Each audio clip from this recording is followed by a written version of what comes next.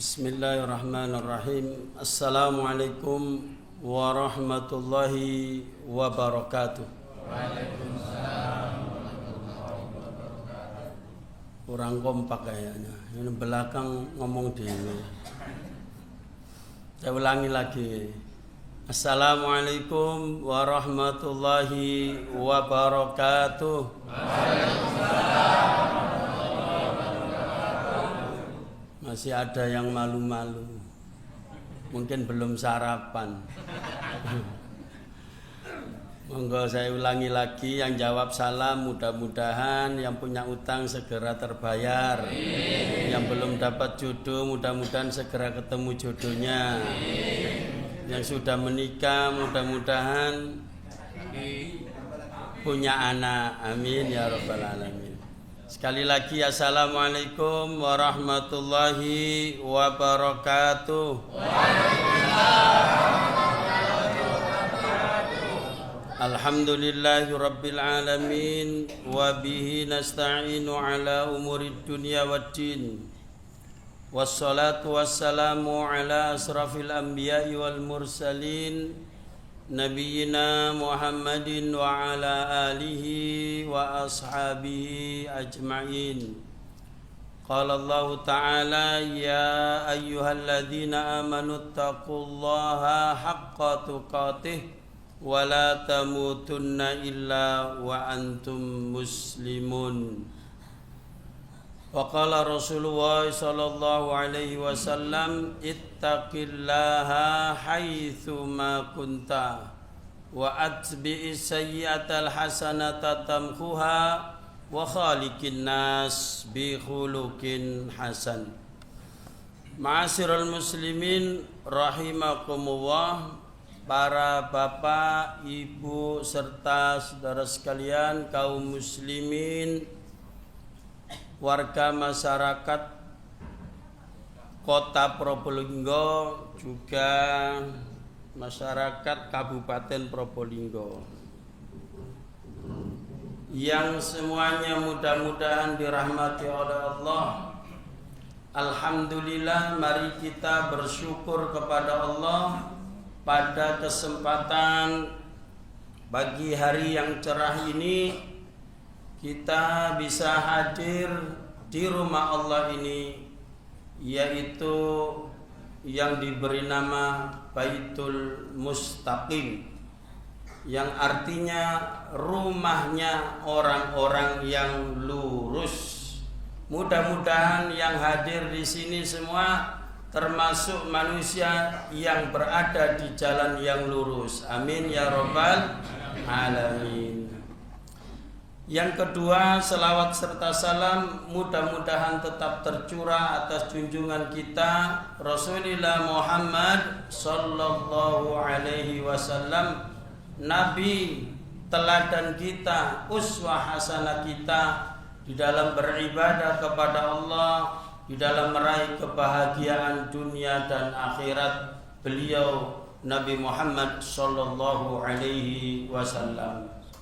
Tak lupa kami ucapkan beribu-ribu terima kasih kepada Bapak Haji Syuhada Al-Ustadz Haji Syuhada, juga Bapak Didi, juga para pengurus Dewan Dakwah Kota Probolinggo yang telah mengundang Al-Fakir ini untuk hadir membersamai panjenengan semuanya di subuh berjamaah ini. Sebenarnya saya datang ke sini ini hanya menyemangati panjenengan saja. Kalau berbagi ilmu, ilmu saya ini tidak seberapa jika dibandingkan senior saya Bapak Haji Syuhada yang sudah keliling kemana-mana beliau ini. Walaupun saya baru kenal tadi subuh, ya, sebelum menjelang subuh, ya tadi malam saya sebenarnya sudah ditunggu, tapi karena ada tugas di Surabaya sehingga berangkatnya agak malam, baru jam 11 tiba di itu Hotel Ratna bersama istri dan anak saya itu ada di belakang yang pakai kerudung hitam di pojok itu. Jadi kemana-mana saya ini ada pengawal. Alhamdulillah. Bapak hadirin yang dirahmati oleh Allah, hadir juga di sini. Nah ini kawan lama saya, Bapak Ali Maki. Ya sesepuh kita, mungkin panjenengan juga sudah pada kenal. Sudah lebih dari 15 tahun baru ketemu hari ini. Para jamaah yang dirahmati oleh Allah juga terima kasih kepada jajaran direksi manajemen PT Eratek yang telah menyediakan tempat dan fasilitas. Mudah-mudahan semua yang terlibat dalam pengajian ini dibalas oleh Allah apa yang telah dikeluarkan, baik yang prasarana maupun sarananya, diganjar oleh Allah dengan yang lebih baik. Juga panjenengan semua yang hadir menyempatkan waktu pada pagi hari ini subuh berjamaah dan sabar sejenak mendengarkan tausiah, ayat-ayat Allah dibaca, hadis Nabi dibacakan. Semoga menjadi pemberat amal soleh kita kelak di akhirat. Amin ya rabbal alamin. Jamaah yang dimuliakan oleh Allah, pagi hari ini tema pembahasan kita adalah meraih bahagia dengan Al-Quran. Kenapa meraih bahagia? Karena itu tujuan kita. Orang bekerja dari mulai muda sampai tua, dikumpulkan hartanya, pergi pagi pulang sore, ya, untuk cari bahagia. Dari mulai sekolah SD, SMP, SMA, sudah S3, ya, SD, SMP, SMA, ditambah S1, balik mana S1, padahal sudah S3 tuh, balik S1, S2, baru S3 yang benar, ya, doktor. Terus nikah, kerja, nikah, punya anak, punya cucu. Tujuannya apa? Mencari kebahagiaan. Ada yang mencari bahagia itu kalau gelarnya berderet-deret. Hadirin, hari ini pembicara utama kita adalah Profesor Dr. Fulan bin Fulan, MPDI, BCA, BNE, semua saderet-deret gelarnya. Ya. Sekolah terus tidak mari-mari. Yang dicari gelar. Ada juga yang bahagia kalau sudah pangkatnya tinggi, jabatannya tinggi. Ada juga yang mencari kebahagiaan dengan kekayaan. Ditumpuk-tumpuk sertifikat tanah yang di Probolinggo, yang di Bromo, yang di Pasuruan, yang di Malang, numpuk sertifikat. Tanahnya banyak, tuan tanah. Tapi apakah bahagia semua ini, hadirin sekalian? Banyak orang salah jalan. Orang bahagia tidak pernah megang kepalanya, saya bahagia, atau ngeluarin dompetnya, duitnya banyak dipamerkan, saya bahagia. Tidak ada. Saya bahagia, pangkatnya ditunjuk-tunjukkan. Tidak ada. Bahagia itu di mana, Bapak Ibu? Di hati.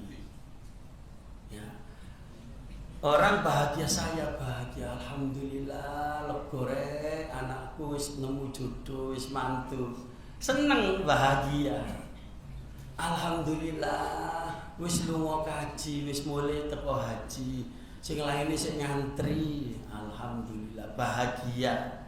Bahagia mesti nunjuk hati, di hati, qalb, at-taqwa hahuna, takwa itu di sini. Berarti bahagia juga di sini. Orang susah, orang bahagia ditentukan hatinya. Maka dari itu hadirin sekalian, Allah Ta'ala berfirman dalam surah Al-Mu'min, qad aflahal mu'minun.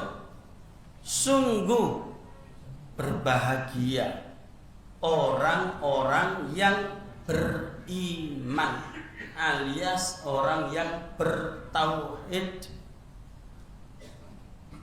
Siapa yang berbahagia? Orang yang beriman. Itu firman Allah Ta'ala. Yang menciptakan manusia Allah, yang menciptakan segala macam yang ada di bumi ini adalah Allah Ta'ala. Yang memberi susah Allah, yang memberi bahagia Allah. Kemudian Allah mengatakan, sungguh berbahagia orang yang beriman. Satu syarat harus dimiliki. Berarti kalau manusia kepingin bahagia, dia harus jadi orang yang beriman, bertauhid, bertuhankan Allah. La ilaha illallah Muhammadur Rasulullah. Tidak la ilaha illallah dan tidak Muhammadur Rasulullah, nonsen bahagia. Bahagianya semu. Nah, itu ayat yang pertama. Ya, tentang orang yang bahagia. Begitu pula Allah Ta'ala menjelaskan di ayat yang lain.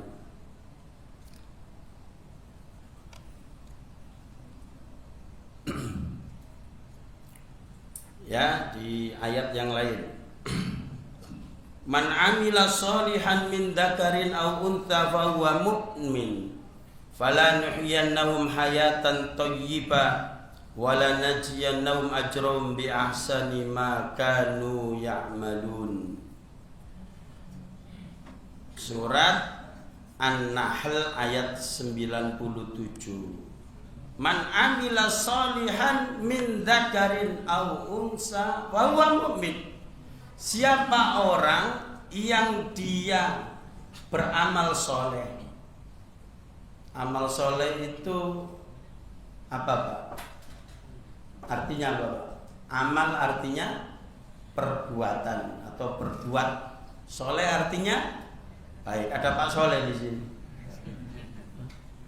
Bu, suaminya ada yang namanya Soleh? Ada? Nah,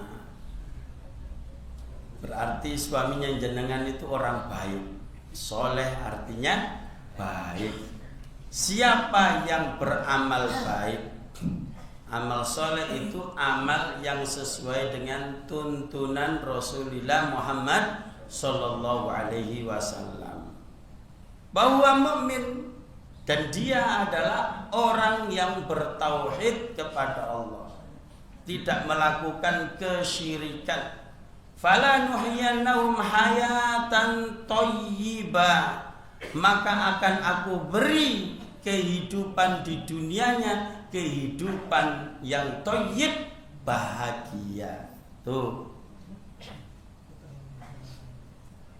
Wala najziyannahum ajrahum bi ahsani ma kanu ya'malun. Nanti di akhirat aku balas, kata Allah, perbuatannya, amal ibadahnya waktu di dunia itu dengan balasan yang lebih baik, yaitu surga.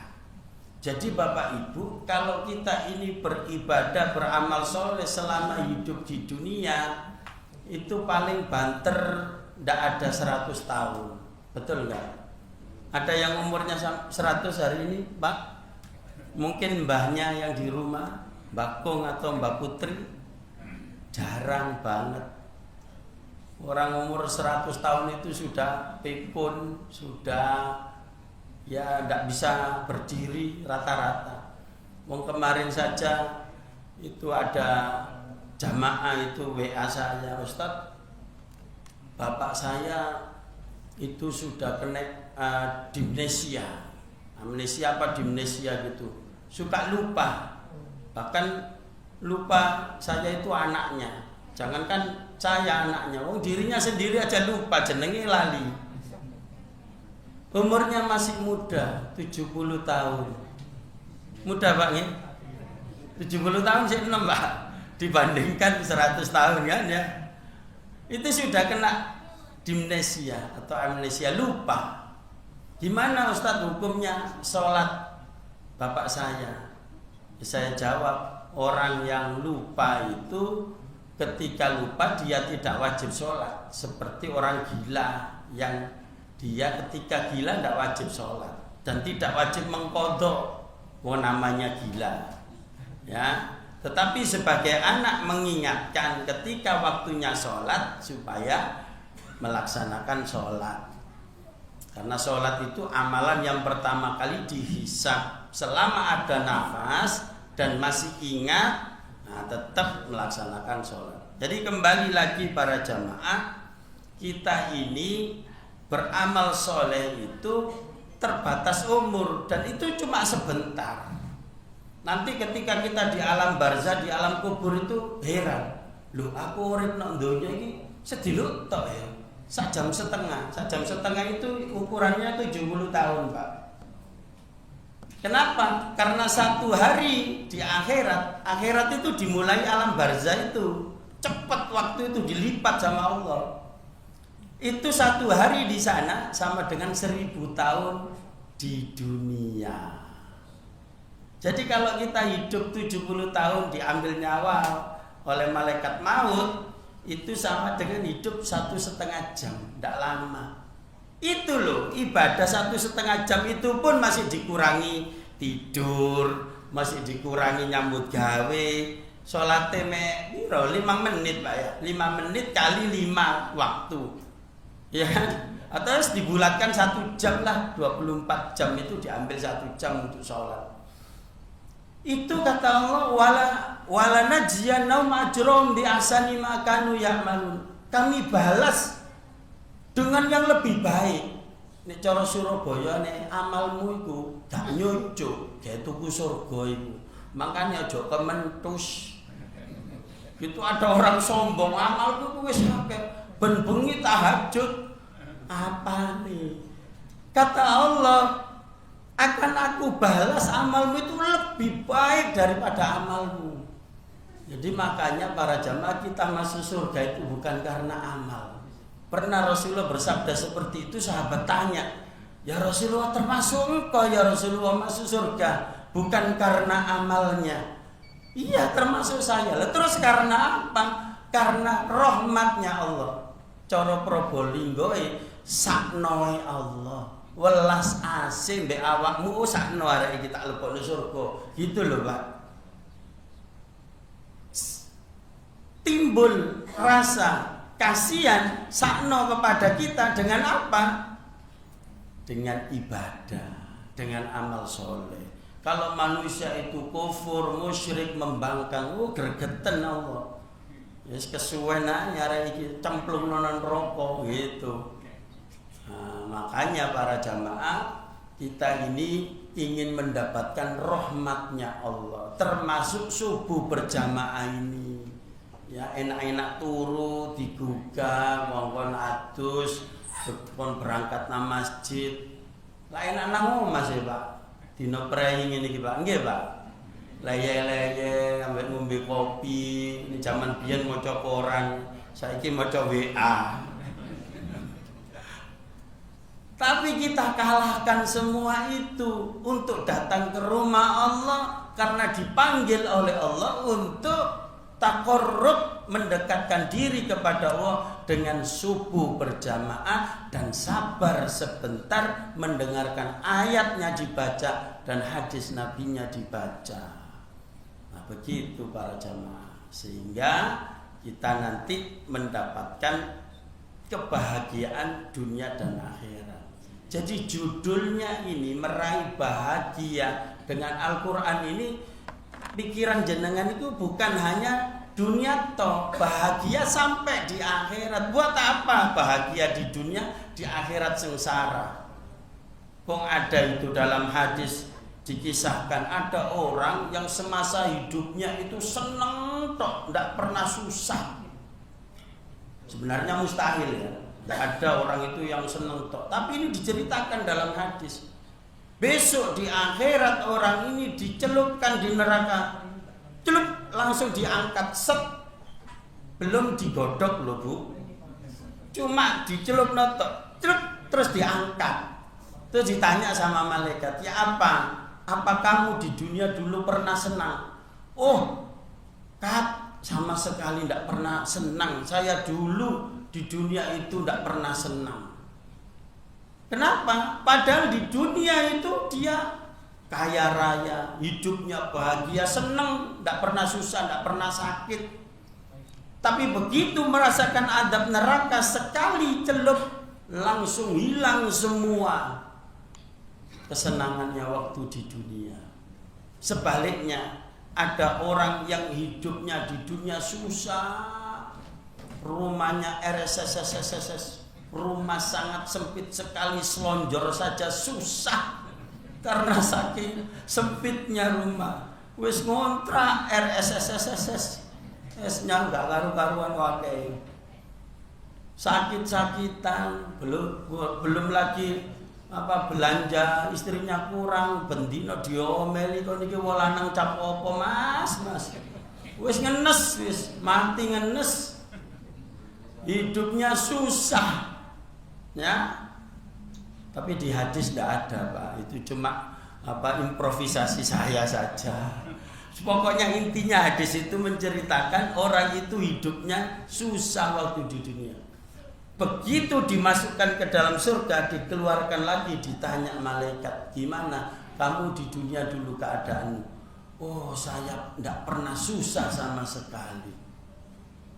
Artinya apa? Begitu dapat nikmat kebahagiaan yang hakiki di akhirat, susah di dunia itu sebentar, tidak terasa. Kita ini, tadi saya ulangi lagi, hidup kurang lebih 1,5 jam. Karena kata Rasulullah, umur umatku itu antara 60 sampai 70 tahun. Berarti kalau jenengan sekarang itu umurnya 69 11 bulan, kurang 1 bulan 70 tahun. Tidak mesti meninggal, ya, kurang 1 bulan 70 tahun. Bapak Ibu hadirin sekalian, oleh karenanya mari kita ini banyak merenung, ya, di dunia kita ini sementara. Di dalam Al-Quran disebutkan surat Ali Imran ayat 185. Ini orang sukses sejati, orang yang bahagia sejati. Ini saya belum masuk materi loh, Pak. Ini sih prolog, tidak apa-apa Pak ya, kedawan kok. Ya, atu-atu teko Surabaya nanti ini sedih. Saya pernah itu khotbah Idul Adha di Buleleng, Singaraja, Bali. Perjalanannya itu ya lama, pakai mobil nyetir sendiri. Sampai di sana khotbah saya itu 45 menit. Khotbah Idul Fitri 45 menit. Iku lak wis kesuwen to, Pak. Jare wong kene. Kata orang sana, Ustaz, jauh-jauh dari Jawa kok cuma 45 menit. Lho karepe sampean piro, Pak? Yo sak jam, sak jam setengah. Ya Allah, gak ngomong, Pak. Nah, para jamaah yang dirahmati oleh Allah, Allah berfirman di dalam surah Ali Imran ayat 185.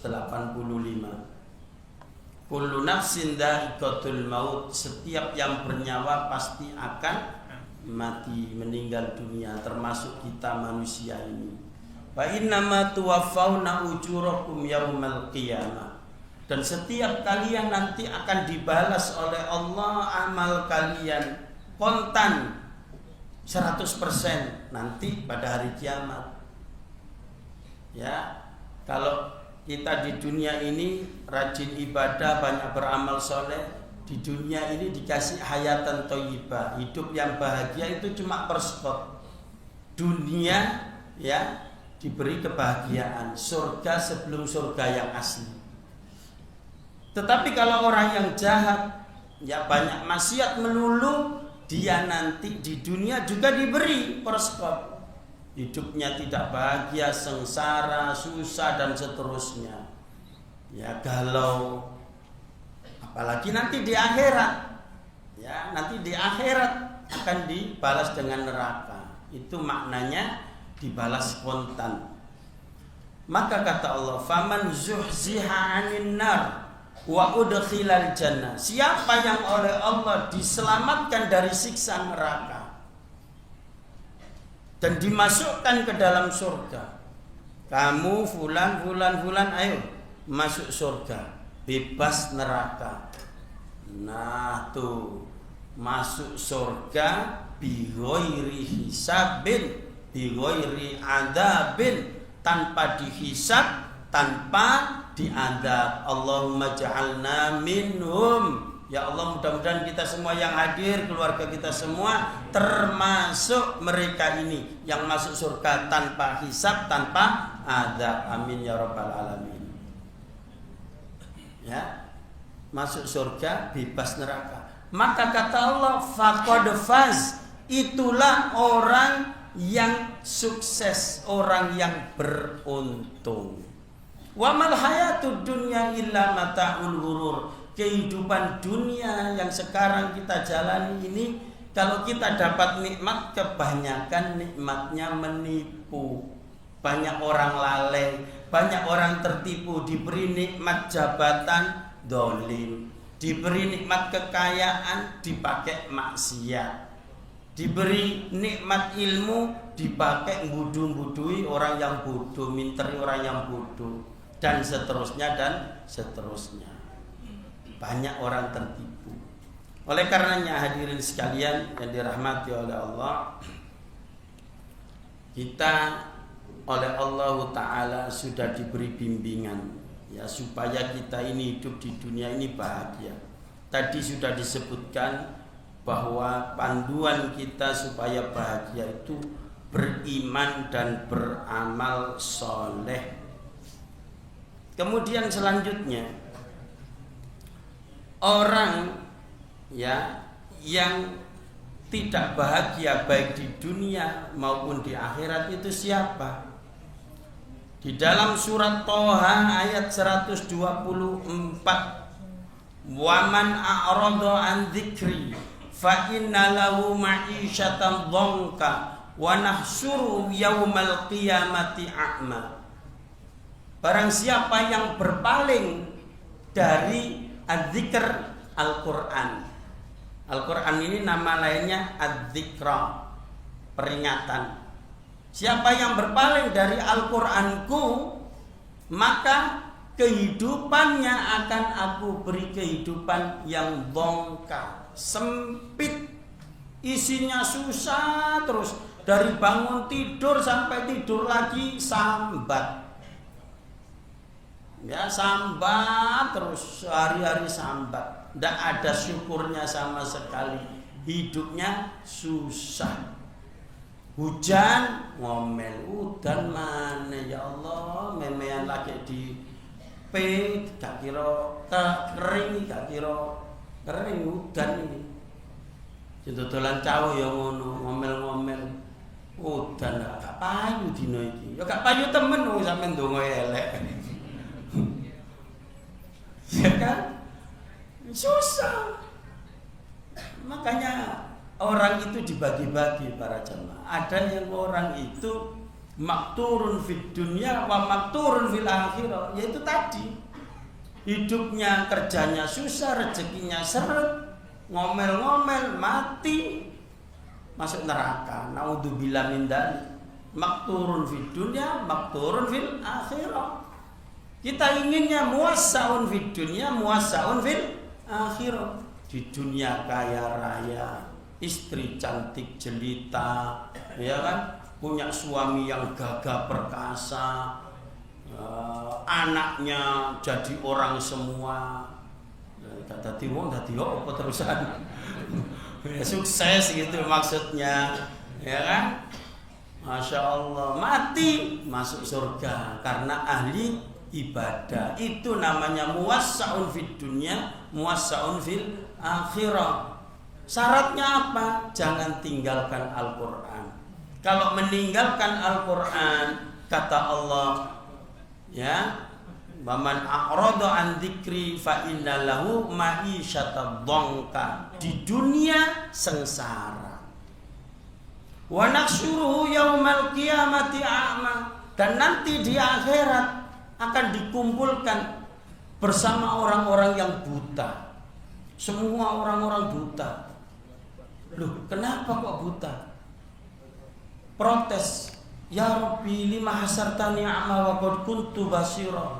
Ya Allah, kenapa engkau kumpulkan hamba ini dalam keadaan buta, sedangkan kami di dunia dulu melihat. Kadzalika atatka ayatuna fanasitaha. Dulu kamu itu sudah datang kepadamu peringatan. Al-Quran disampaikan para nabi, para rasul, ya, oleh Nabi Muhammad, oleh sahabat, oleh tabi'in, disampaikan oleh para kiai, ustadz, ulama. Tetapi kamu pura-pura tidak tahu. Kamu memang tidak tahu, tetapi kamu diberitahu tidak mau tahu. Itu makanya kamu sekarang buta, pura-pura tidak tahu, dibutakan oleh Allah. Na'udzubillah min dzalik. Oleh karenanya jamaah yang dimuliakan oleh Allah, kemuliaan, kebahagiaan kita itu karena kita ini berpegang pada Al-Quran. Di dalam surat Fatir ayat 32 Allah berfirman, kita semua ini para jamaah sudah dipilih oleh Allah. Ya, dalilnya surat Fatir ayat 32. Kita ini manusia pilihan loh Pak. Jadi muslim itu saja pilihan, apalagi bisa subuh berjamaah ikut pengajian pilihan.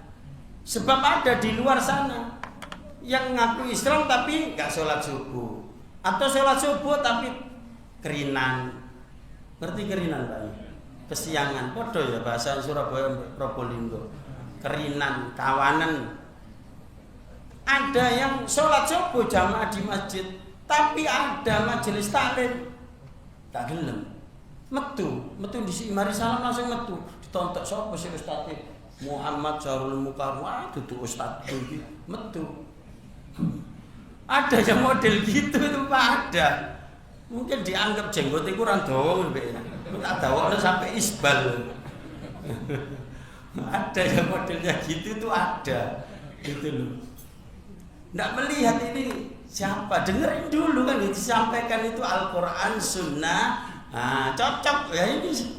Kalau beda dengan kalau ustadznya atau kiainya itu menerangkan teori menurut Max Weber, menurut Plato, bisa di rumah, diundang mana mau pengajian kok Plato, seminar tali opo. Ini yang disampaikan Al-Quran, hadis podo, sama-sama ahli sunnah wal jamaah tapi tidak gelem. Alhamdulillah kita ini dipilih jadi orang Islam dan mau suka dengan pengajian. Dalilnya surat Fatir 32. Tsumma awrasnal kitabal ladzina istafaina min ibadina faminhum dzalimun linafsi. Coba kita perhatikan ayat ini Pak, yang ada mushaf dicoba dibuka, yang di HP-nya ada mushaf, ada Al-Quran digital, silakan dibuka. Dan kalau ada terjemahnya dicocokkan. Surat Fatir surat 35 ayat 32. Tsumma awrasnal kitabal ladzina istafaina min ibadina. Kemudian kami wariskan Alkitab yaitu Al-Quran kepada hamba-hamba kami yang kami pilih. Loh, kita disebut hamba Allah dan dipilih pilihan.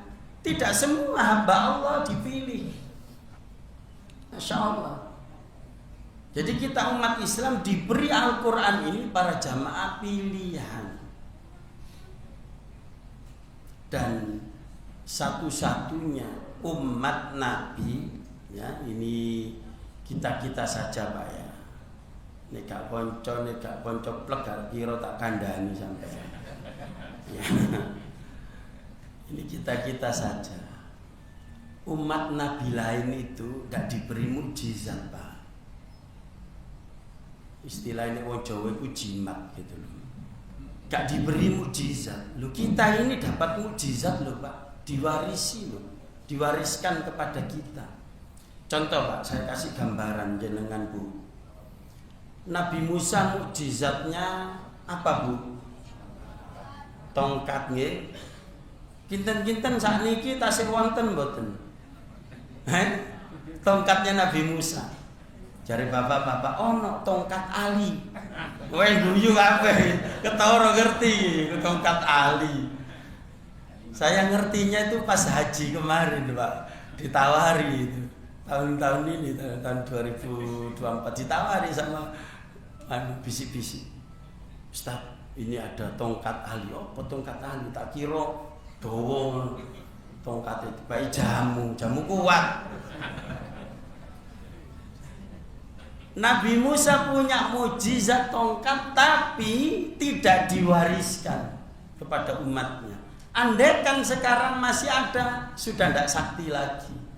Itu kalau dipegang Nabi Musa dengan izin Allah bisa membelah laut, bisa memecah batu, memancarkan 12 mata air.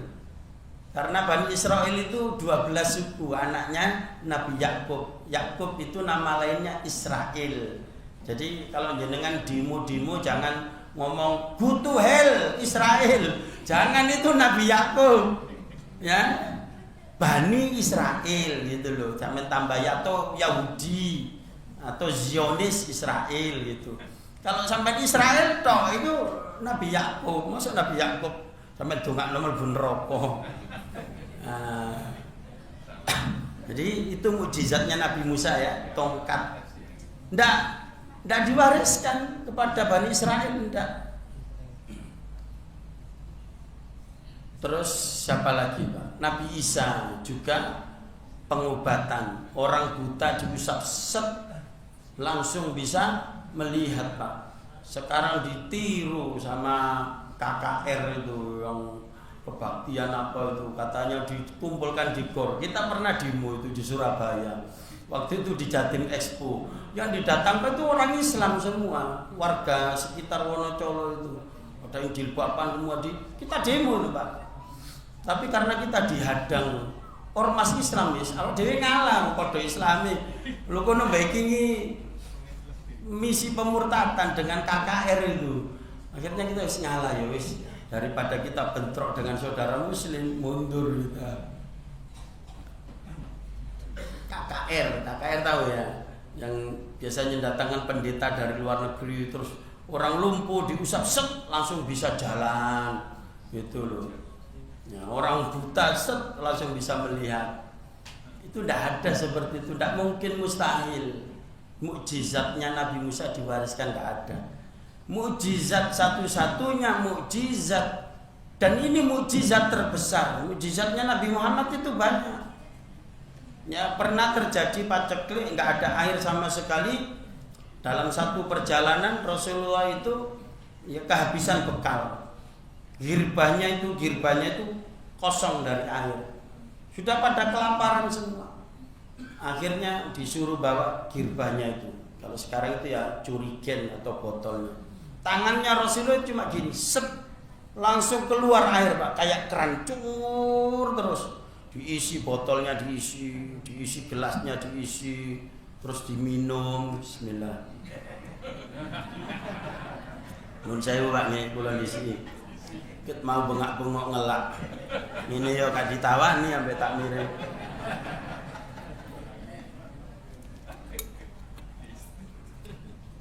Diisi sama Rasulullah, diminum sahabat, sudah kelempokan, kekenyangan dengan air, masih mancur ini tangannya Rasulullah. Coba ini diwaris Pak, wis gak ada langganan PDAM sampai.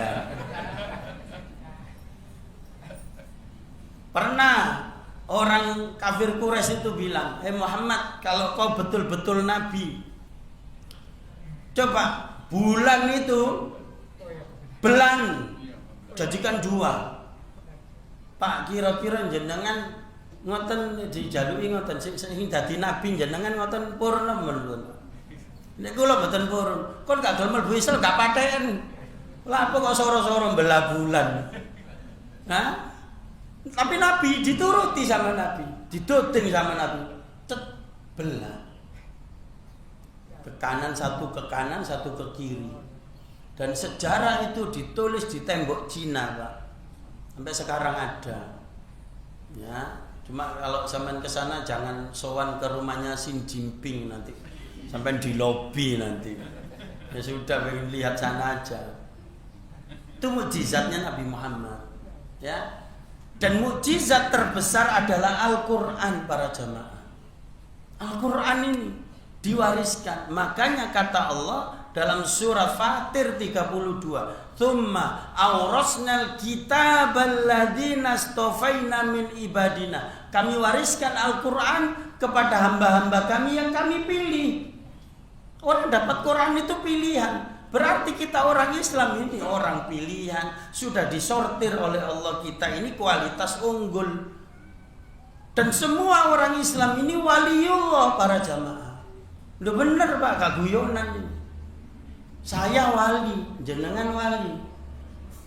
Wali apa Pak? Wali murid. Wali ndak wali murid. Ndak Pak, bener Pak. Ini waliullah Pak. Semua orang Islam yang mengucapkan la ilaha illallah itu waliullah, kekasih Allah. Wong sudah dipilih kok. Tapi kalau orang kafir, orang musyrik, orang munafik, adullah, musuhnya Allah. Itu jelas harga mati seperti itu. Jadi kita sesama mukmin ini saudara. Apapun partainya, apapun ormasnya, ya. Siapapun yang dipilih kemarin itu wali kotanya siapa, ya semua kita ini kalau muslim kita ini saudara dan kita ini waliullah. Maka sesama waliullah jangan saling biskotalan mendahului. Ya jangan saling bertengkar. Kita harus memberikan wala, loyalitas, karena kita ini adalah saudara. Gitu loh. Ya, waliullah. Cuma namanya wali itu bertingkat-tingkat. Ini dalilnya. Ya. Faminhum dhalimul li nafsih. Di antara orang Islam itu ada yang zalim kepada dirinya sendiri. Mendolimi dirinya sendiri, ya ngakunya Islam, ya apa maksiat terus, tidak mau taat, tidak sholat, ya tidak poso, ya judi online, minum-minuman keras. Selama dia tidak menghalalkan yang diharamkan oleh Allah, selama dia tidak menafikan kewajibannya, maka dia masih muslim, tapi kualitas rendah.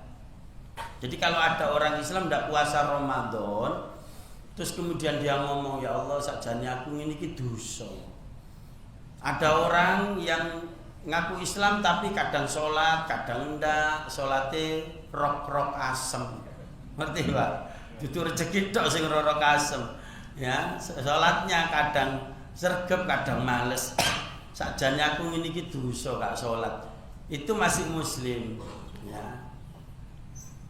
Ya, dia masih seneng ya bermaksiat. Itu kualitas rendah. Yang kedua muqtasid, pertengahan. Istilahnya STMJ.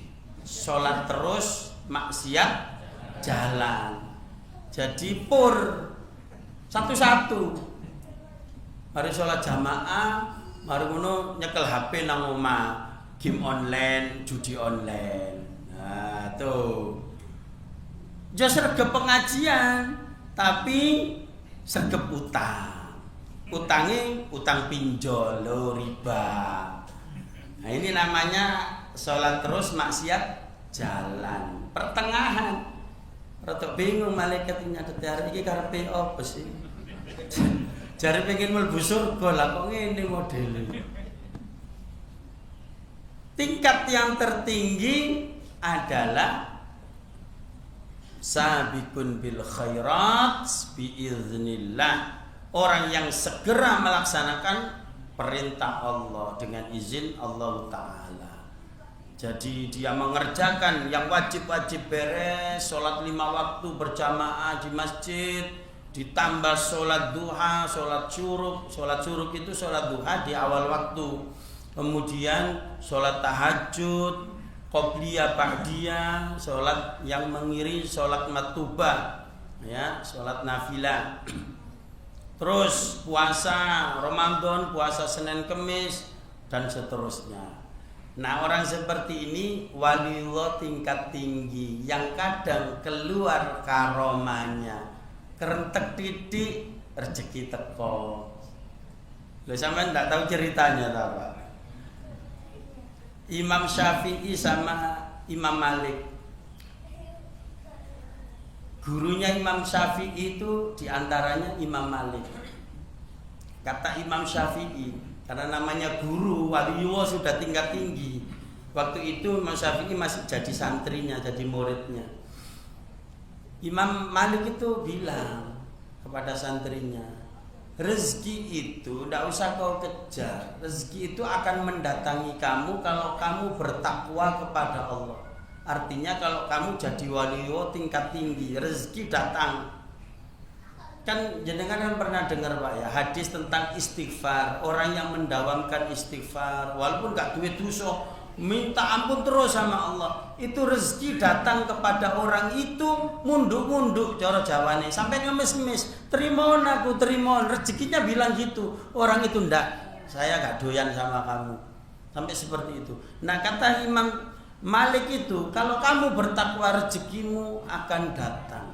Wa may yattaqillaha yaj'al lahu makhraja wa yarzuqhu min haitsu la yahtasib. Kalau kau bertakwa, Allah akan berikan solusi dari problem hidupmu, dan kamu akan diberi rezeki dari jalan yang tidak pernah kamu duga. Begitu pendapatnya Imam Malik berdasarkan surat At-Tolak, ya. Kemudian kata Imam Syafi'i ini beliau menggabungkan dua hal, rasional sama dalil. Jadi fikul waqi dan fikul dalil digabungkan. Makanya mazhab Syafi'i itu berkembang cepat karena logis dan juga sesuai dengan dalil. Kata Imam Syafi'i, tidak bisa guru, rezeki itu harus diburu, dicari. Lalu kerja mati-matian aja nggak dapat, apalagi cuma di rumah, sampean itu gimana? Gitu katanya Imam Syafi'i. Kira-kira sih bener Imam Syafi'i apa Imam Malik, Pak? Hah? Sama. Sampai wis meraktek to ta. Wis meneh sing kerja kantor ndak usah kantor wis. Kaya Imam Malik nang omah wae. Sing duwe sawah ndak usah nang sawah wis, nang omah wae. Engko lak gak dipecat bos sampean. Bener, Pak. Jadi dua orang ini beda. Ulama besar sama-sama. Dan ndak perlu gegeran, beda mazhab. Ndak perlu siwa-siwa, ndak. Wis berjalan apa adanya. Imam Syafi'i pengen membuktikan kepada gurunya pendapat dia yang benar. Dia pergi jalan, lihat, ketemu dengan orang yang sedang manen buah. Ya, katakan buah korma atau apa gitu ya. Panen besar, kemudian dipanggil Imam Syafi'i itu, coba sini, pemuda, kau bantu saya. Akhirnya dibantu, masukkan ke keranjang, kemudian sampai diangkut di kendaraannya, unta, kuda diangkut. Sampai selesai Imam Syafi'i dibawahi ulang satu keranjang, berikut diamplopi, dikasih uang dinar dirham. Pulang dengan senang hati. Senangnya itu bukan dapat bayaran, bukan dapat buahnya, tapi seneng pendapatnya bener loh, bener aku ya timbang guru. Ngene iki rezeki kudu dijemput, nek gak nyambut gawe bisa. Guru nang omah tok, ngaji terus, ngajarno pondok, rezekine teko ndi coba. Datang ke rumah Imam Malik, tok assalamualaikum, waalaikumsalam. Siapa? Syafi'i. Ya, masuk, masuk. Guru, ini saya bawa sekeranjang kurma. Pendapat saya benar. Lu benar gimana? Ini saya tadi baru saja kerja, bantuin orang panen, ngangkat buahnya. Terus saya dibayar ini dinar dirham, ini kurma. Gitu. Oh, jadi yang benar pendapatmu ya. Iya. Boleh saya icipi itu buah kurma?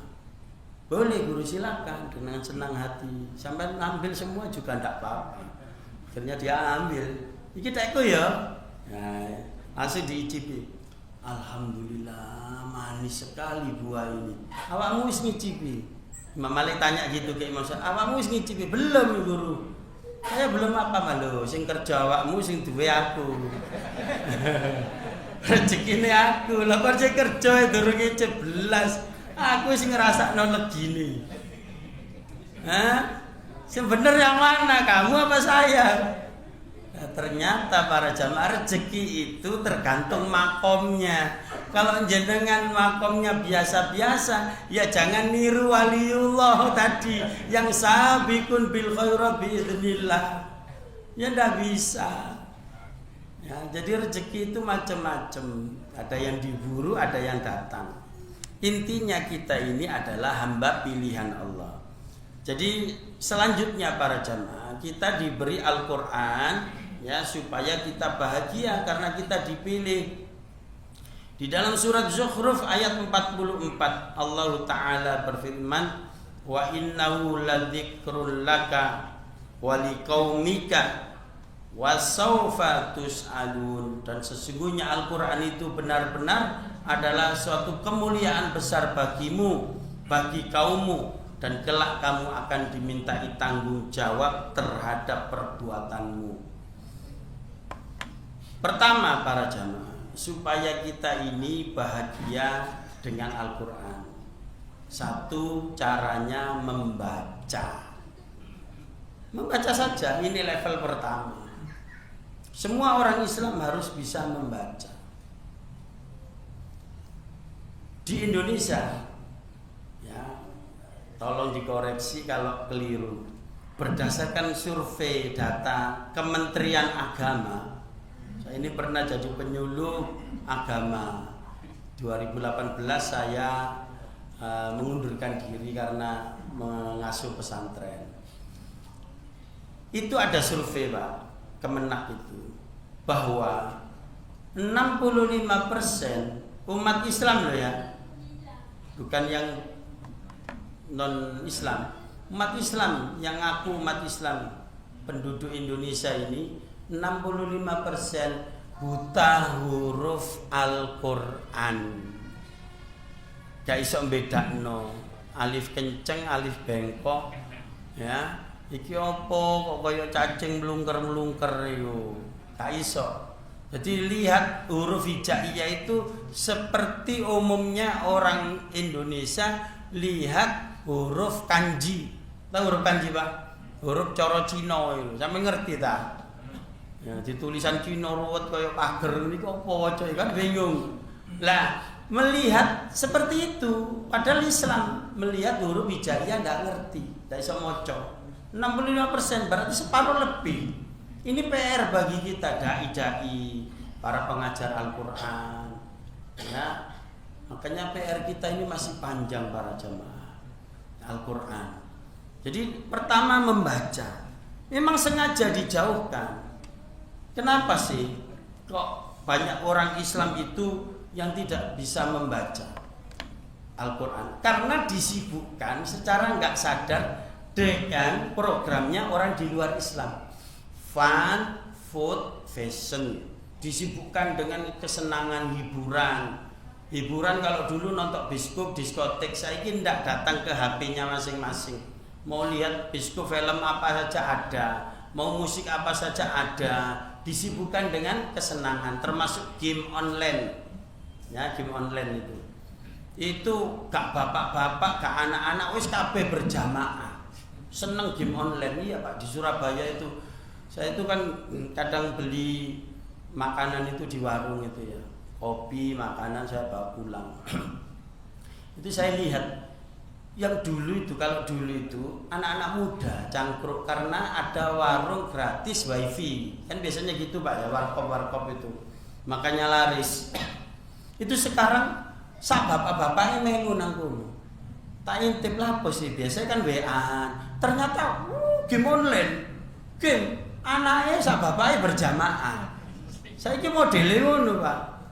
Istilahnya mabar, main bareng. Nah, disibukkan itu fun, food, makanan, segala macam makanan, ya, segala macam makanan dari barat. Orang barat sendiri bilang itu junk food.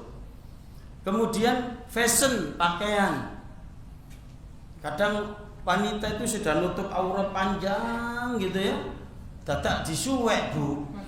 Suwek terus sampai dhuwur dengkul terus munggah maneh lho. Lha apa sih iku? Wedi keserimpet ta.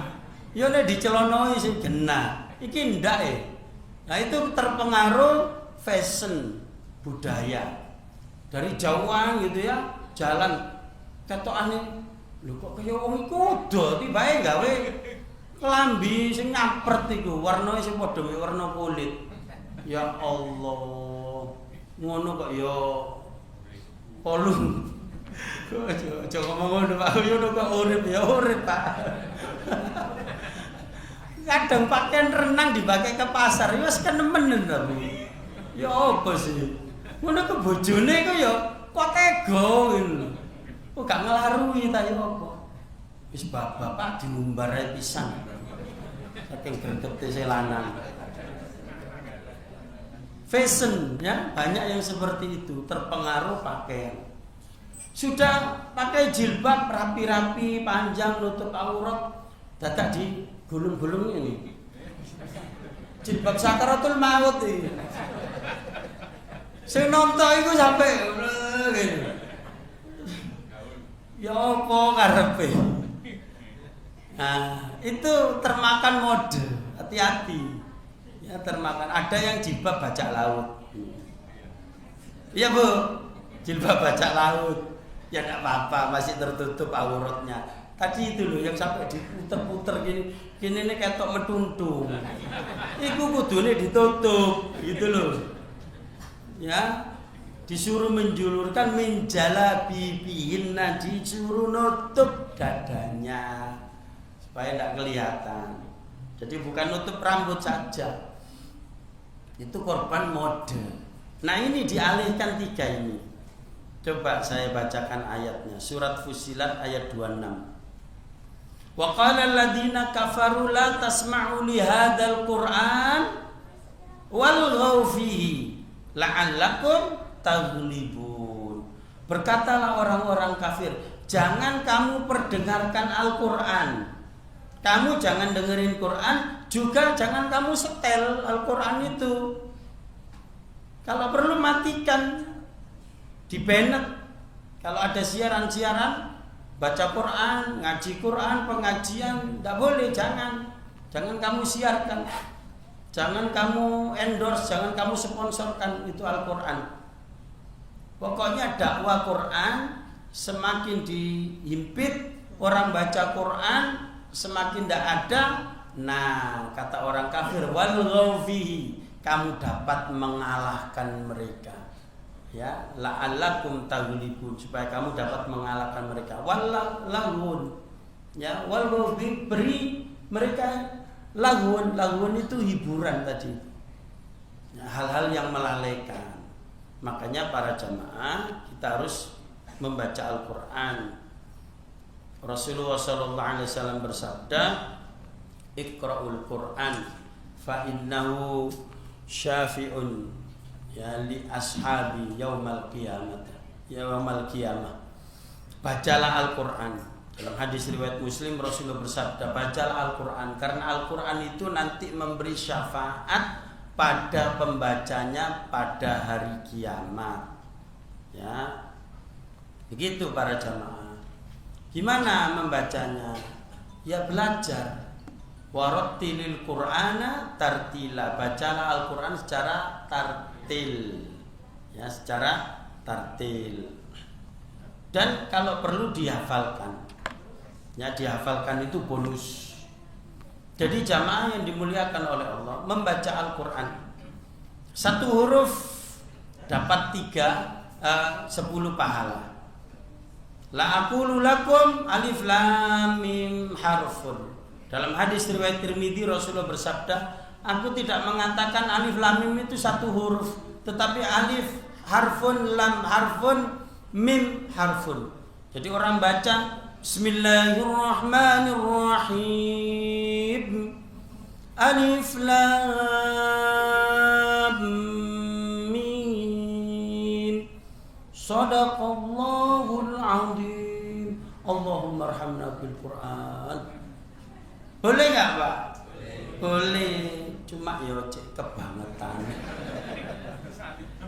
Yasin, shadaqallahul azim. Kok gak mesti san nun, qaf, masa huruf. Tapi ya mending timbang gak belas. Orang baca alif lam mim sudah dapat 30 pahala, 30 hasanat karena satu huruf 10 kali 3. Dan Rasulullah SAW memotivasi orang yang belum bisa baca Al-Quran tapi semangat.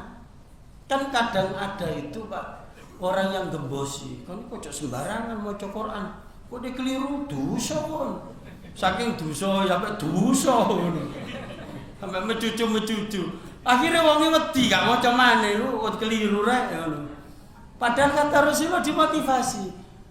Al-mahiru bil Quran ma'kiramin barara. Orang yang mahir baca Quran dia bersama malaikat. Ya.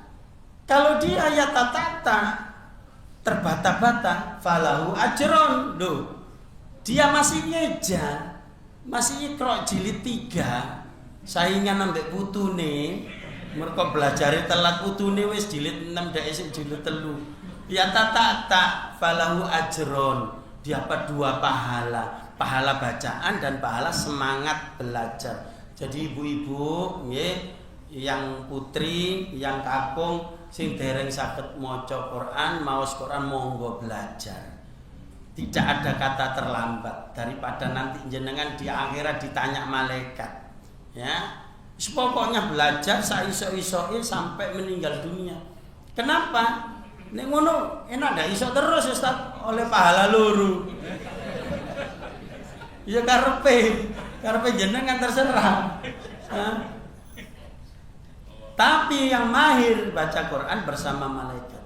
Itulah rahasianya kenapa Rasulullah bersabda dalam hadis yang lain, "Nawwiru buyutakum bi qiraatil Quran." Terangi rumahmu dengan bacaan Al-Quran. Kenapa? Orang yang baca Quran mahir, malaikat turun, Pak. Jadi ini saja majelis ilmu ini dituruni malaikat, Pak. Kita dinaungi, diberi ketenangan, dan nama kita disebut di hadapan Allah, didoakan malaikat namanya satu persatu. Fulan bin Fulan, ya Allah ampuni dosanya. Ini yang hadir di majelis ilmu. Kecuali saya ngantuk. Sing ngantuk iki di absen malaikat endi arek iki ngantuk gak ngrungokno. Ya, makanya jangan ngantuk. Orang yang mahir baca Quran, malaikat datang. Makanya terang rumahnya, terangi rumahmu dengan bacaan Al-Quran dan sholat sunnah. Wala taj'al buyutakum kubura. Nih, jangan jadikan rumahmu seperti kuburan. Kuburan itu tempatnya apa, Pak?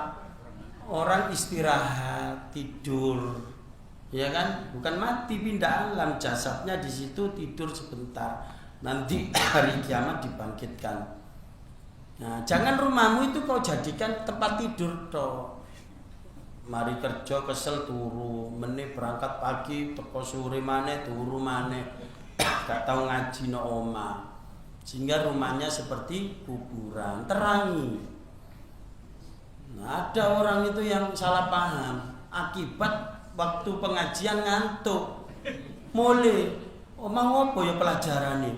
Teko ustaz, oh, jarine dikongkon maca Quran nang kuburan. Kongkon nerangi lho. Ya apa sih? Maca Quran nang kuburan, bengi-bengi nggawa lampu. Ya tambah keliru kabeh. Akhirnya apa no omah gak tau maca, no omah disetel ajeb. Tripingan. Engko aya tobat maca Quran nang kuburan. Akhirnya apa? Kulino maca Quran nang kuburan setan, nang kuburan pindah nang omahe. Lah ya apa ngrungokno pengajian ngantuk? Wong kata Rasulullah baca Quran di rumah supaya rumahmu itu datang malaikat.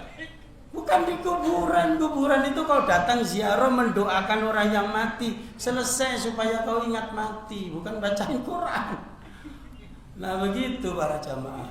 Ini yang pertama ya, baca, hafalkan. Orang yang menghafalkan Al-Quran itu ahlullah fid dunya, ahlullah fil ard, keluarga Allah yang ada di muka bumi. Ahlullah wa khosatih. Ahlul Quran itu adalah keluarga Allah dan orang-orang khususnya Allah. Oh iya. Ya, sebentar lagi. Ada waktu 10 menit atau 15 menit. Sampai jam 6, Pak ya. Jadi para jamaah pertama membaca, menghafalkan. Ya, menghafalkan itu gampang kok, Pak. Saya punya pondok tahfidz Al-Quran. Pondok saya ini pondok pesantren tahfidzul Quran. Diberi nama Darul Huffaz, rumahnya para penghafal Quran. Yang putri di Jambangan Surabaya dekat Masjid Akbar, yang putra di Purwodadi dekat Kebun Raya, Demplek satu desa sama Kebun Raya Purwodadi.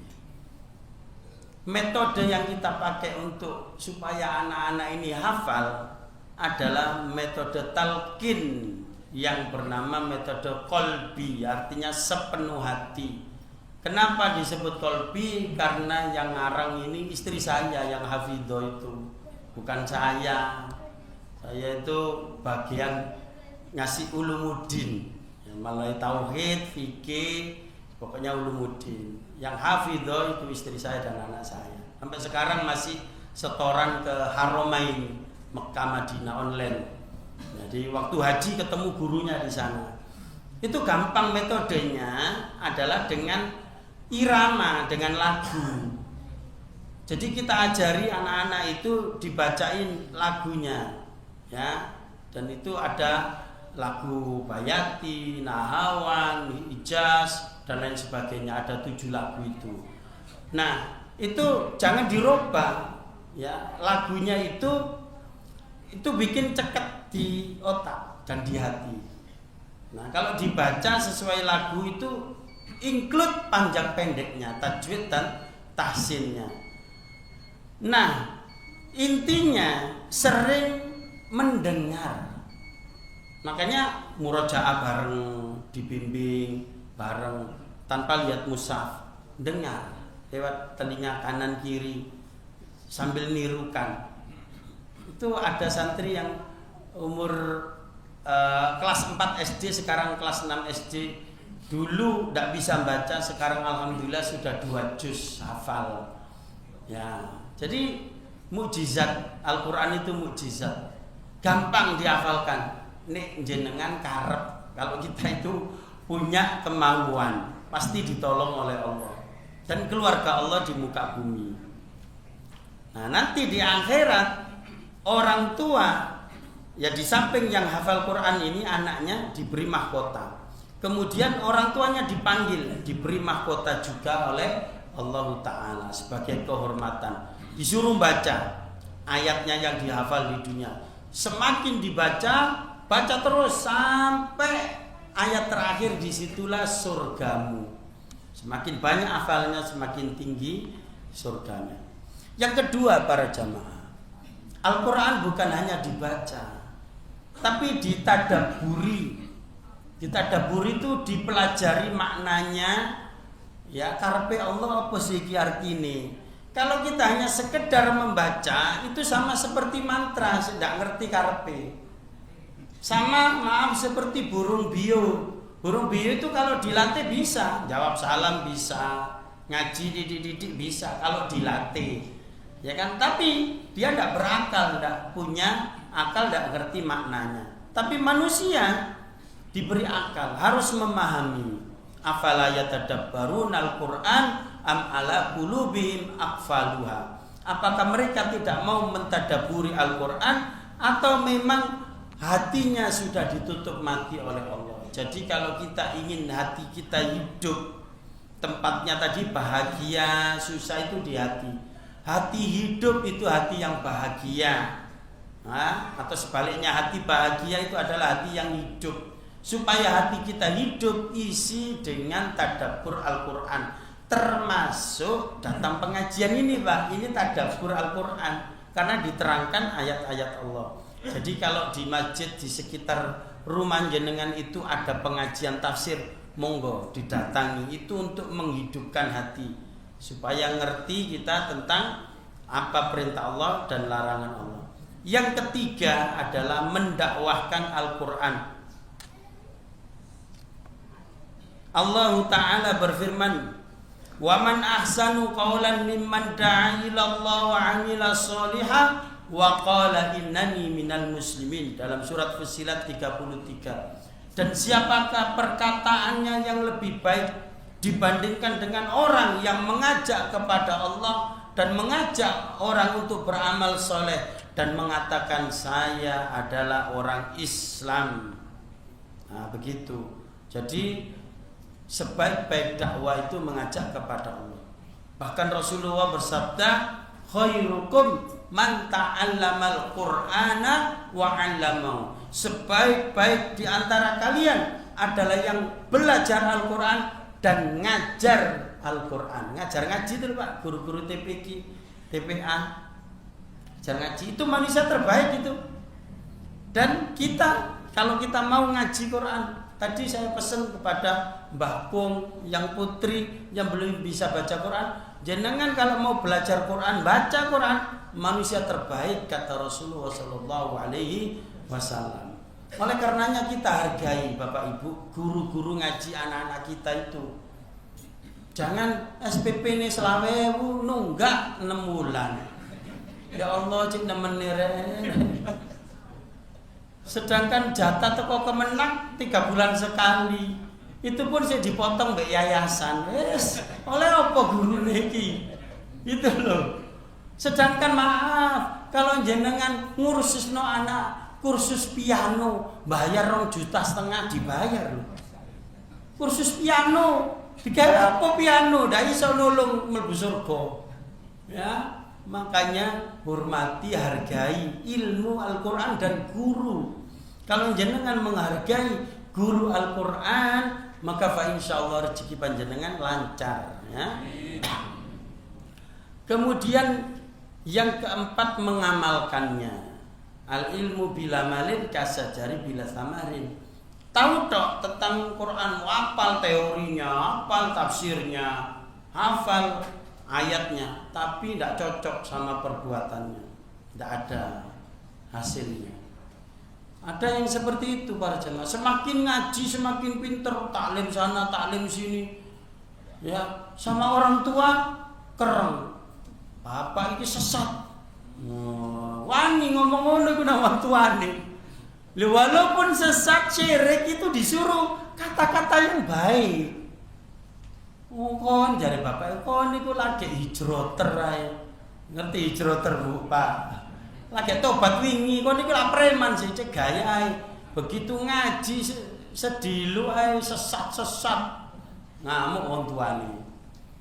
Kita semakin ngaji itu semakin merunduk seperti padi para jamaah dan semakin mulia akhlaknya. Kalau jenengan ikut pengajian tambah galak padha wong Islam, wis metu ojo ngaji nang kono. Itu ndak bener itu.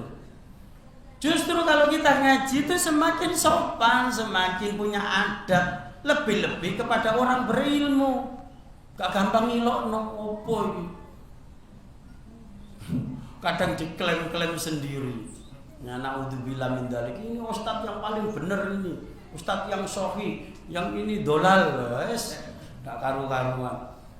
Nek aku iki ustaz wajib. Ada yang kasih label ustaz sunnah, aku ustaz wajib. Ate lapo kok.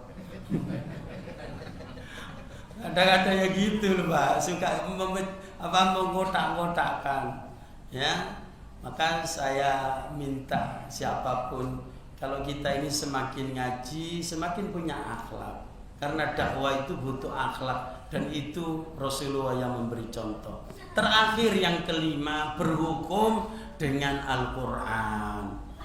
Ini puncaknya para jamaah. Kita membaca Quran itu puncaknya berhukum. Percuma kita baca Quran, hafal Quran tapi menolak syariat Islam, percuma. Nggak bisa masuk surga, nggak bisa. Wong Islam kok benci syariat. Sama seperti jenengan benci sholat itu loh. Walaupun sampai sholat, sakjane sholat iki opo sih ngebot-ngeboti wae. Sampai nggak bisa mlebu surga. Kenapa? Menghina syariat. La ta'tadiru qad kafartum ba'da imanikum. Surat Taubah. Nggak usah kamu minta maaf karena kamu sudah menghina Allah dan Rasulnya serta ajaran Islam. Menolak syariat Allah itu sama dengan menghina Al-Quran. Mengatakan ini tidak cocok ini. Kami pemilik kampung ini. Wah, kita ini milik Allah, tinggal di bumi Allah, terikat dengan aturan Allah. Nanti masuk surga, surganya Allah. Nah, kepingin surganya Allah kok tidak mau diatur sama Allah. Gitu loh. Makanya harus kita sadari, kita berhukum dengan Al-Quran itu semampu kita para jamaah. Jangan gampang duting orang lain. Ya, jadi kekuasaan kita di mana? Ya diri kita. Kita atur sesuai syariat. Keluarga, istri, anak kita. Ya. Kalau Pak RT di kampungnya tulisi bebas narkoba, tidak ada judi di sini. Nah itu menegakkan syariat di lingkungannya masing-masing. Nantilah tambah besar seperti cita-cita the founding father kita. Ya, apa itu? Piagam Jakarta itu diantaranya dengan kewajiban menjalankan syariat Islam bagi pemeluk-pemeluknya. Itu memang cita-cita para pendiri bangsa itu.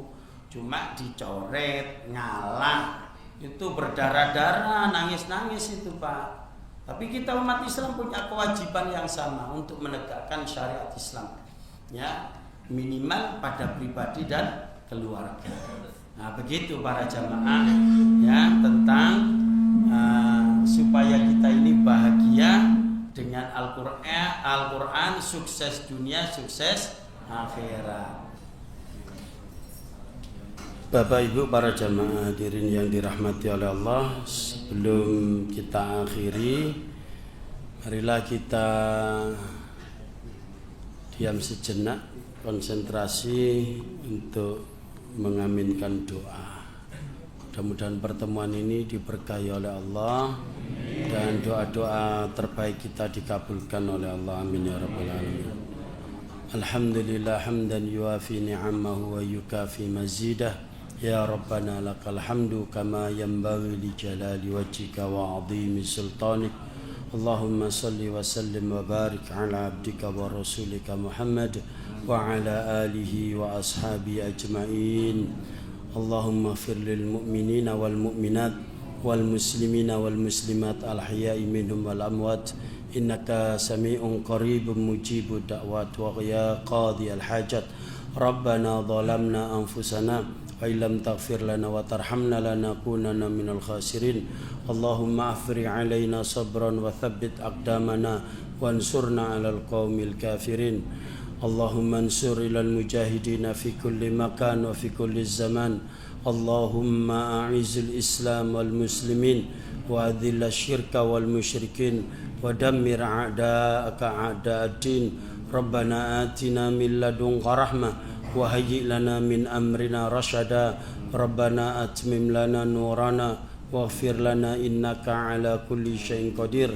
Allahumma inna nas'aluka ridhaka wal jannah wa na'udzu bika min sakhatika wan nar.